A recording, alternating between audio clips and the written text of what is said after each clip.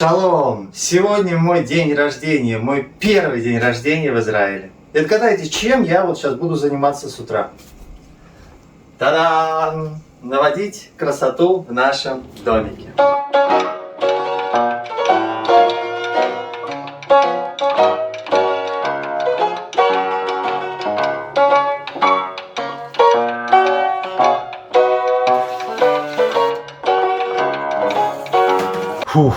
Когда ты занимаешься ивритом каждый день, так по 9 часов, то у тебя, после занятий появляется такое ощущение жужжания. Делают соты, медок добывают, откладывают, всячески чувствуешь наполненность знаниями головы. У нас из окна виден целый зоопарк. Вот, например, доманы по камням скачут. Ребят, я впервые в Израиле на полу нашла деньги. Смотрите. Это 10 шекелей, а это 5. Итого 15 шекелей. Это не просто под ногами валяется. У меня же сегодня день рождения. Поэтому, конечно, боженька поздравил. А еще один подарочек. Уходит песчаная буря Хамсин, поэтому гораздо лучше стала видимость. Видите, сейчас уже видно горы противоположные хорошо. Ну и вообще похолоднее стало. То есть сейчас ночью сегодня будет вообще 22 градуса. Это шикарно. Днем 33, ночью 22. Прямо очень хорошо. Отличный день рождения выдался. Сколько раз мы уже ходили по этой улице, смотрели на эти дома. И вот, наверное, ни разу не замечали, что здесь, смотрите-ка, кто сидит. Птичка. А это не просто птичка. Это памятник вороне. Эта улочка похожа, знаете, на фильм про Дикий Запад. Вот эти вот дома рядом с друг дружкой. Где-то тут салун, парикмахерская должна быть. Мы разделяем мусор и с собой его приносим в наших обычных хозяйственных сумках. То есть дома мы его копим в большом пакете в таком. Ну и так как этот мусор, вот этот вот мусор, который в рыжих контейнерах мы убираем, он абсолютно не пачкает сумки. Мы вот таким образом подтаскиваем прям огромное количество этого мусора, все пластиковые упаковки и выбрасываем. Еще я специально, чтобы мусор меньше занимал место, я упаковки из-под молока вот так вот сжимаю всегда. Они у нас все более компактные. Вот и все. С этими сумками мы идем уже в магазин. У нас новый лайфхак. Мы придумали, как носить наши сумки. Вот на руке можно вот таким вот образом их носить. Они не пережимают вены совершенно. И их не нужно тащить в руке. То есть ты идешь, ты их не замечаешь. Они как будто бы просто браслеты. Ребят, у кого-то елка, Новый год кончился. А вы ничего не замечаете?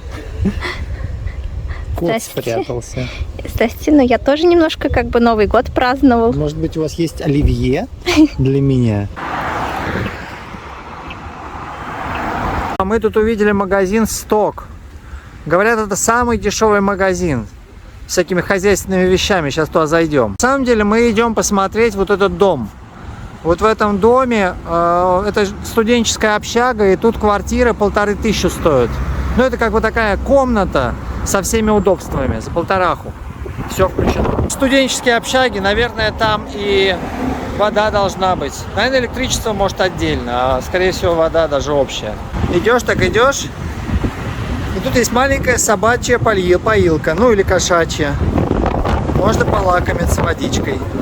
Мы, конечно, живем вообще в другом месте. Это просто мы пришли посмотреть. Плюс этой общаги то, что это новый дом и вообще такой красивый. Но минус то, что он на дороге находится. То есть вот совсем на дороге. Но я единственное вообще не понимаю, кто догадался общагу ставить в таком месте, рядом с шоссе. То есть, в Нидерландах все общаги, они всегда на краю города, на самом краю. Тут почему-то ее расположили прямо в центре фактически. То есть даже хоть тут и дешево, мы не хотим жить рядом с дорогой. Для нас самое главное в жилье — это экология, хороший воздух. Несмотря на то, что это студенческая общага, по идее, тут продаются квартиры, и сдаются. То есть на Я2 можно найти эту аренду за 1500. за комнату. И можно купить тоже тут квартиру, они тоже не самые дико дорогие, хотя дом новый. Ну и, конечно, самое козырное тут — это вид на горы. То есть вот общага, и у вас вид, ну, конечно, на шоссе с машинами — это минус, но какие горы красивые. Место классное, вот если бы не дорога, я бы тут просто сразу сейчас остепенился. С другой стороны у вас вид тоже на такую приятную долину. Я подумал, что это синагога, а оказалось это галерея. И смотрите, что интересно, у английских букв поставили огласовки. Gallery. Тут такое кошачье царство. Кошки спят здесь. Кошки спят здесь. Около автоматика, где люди покупают лотерейные билетики. А вот и сток. Посмотрим, как там. Пойдем. Снаружи тут всякие ништячки уже стоят по бросовым ценам. Холодно так. Да. Только что мы сняли на канале Домовенок обзор этого магазина «Сток». И что мы тут нашли? Самое ценное, то, что в этом магазине самая дешевая в Израиле паста зубная. То есть вот 125 миллилитров стоит 6 шекелей, 5,90. В остальных местах на шекель дороже. То есть вот что-то тут есть реально дешевле, чем где-либо. Ну что, пока мы снимали обзор магазина «Сток», уже потемнело на улице. Вот, а нам же нужно на день рождения купить какую-нибудь вкусность.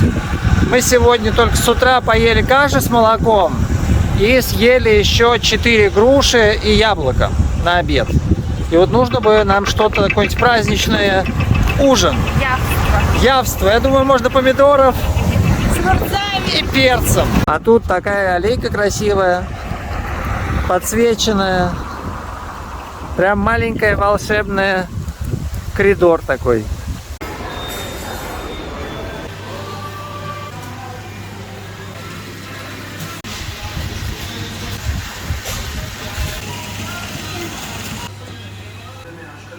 Говорят, что арбузы спелые должны с сухими хвостиками быть. Это полная чушь, потому что в Израиле все арбузы, которые продаются, практически вот с такими хвостиками, потому что они тут растут вообще неподалеку. И хвостик не успевает отсыхать. Они очень сладкие и вкусные. Это зависит еще от сорта арбуза. Так что зеленые хвостики — это зачастую, ну вот в Израиле это в принципе всегда тоже спелый арбуз. Помните, недавно мы ходили в Раме Леви. Там мои любимые вафли, вот эти, в Раме, они стоят 7. В этом магазине эти вафли стоят 8,50. Самые дешевые арбузы в Израиле — это в Мааньяне. Шекель 80. Но в основном тут все дороже. На день рождения мы решили сделать котлетки. Так что берем яйца, попробуем впервые молоко в мягкой упаковке и, конечно же, говяжий фарш. Хлеб мы здесь всегда берем социальный, так называемый дешевый хлеб. Самый дешевый это вот этот, он 8,30 стоит. Он очень вкусный, мягкий. Главное посмотреть, чтобы была дата свежая.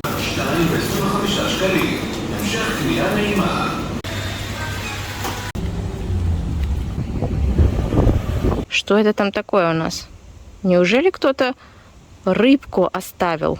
Ну, какая она вкусненькая. Ну, так хрустит пакет. Нет, ну вы посмотрите. Главное в жизни, чтобы найти себя, это задать правильный вопрос. Нужно искать не ответ, нужно искать правильный вопрос.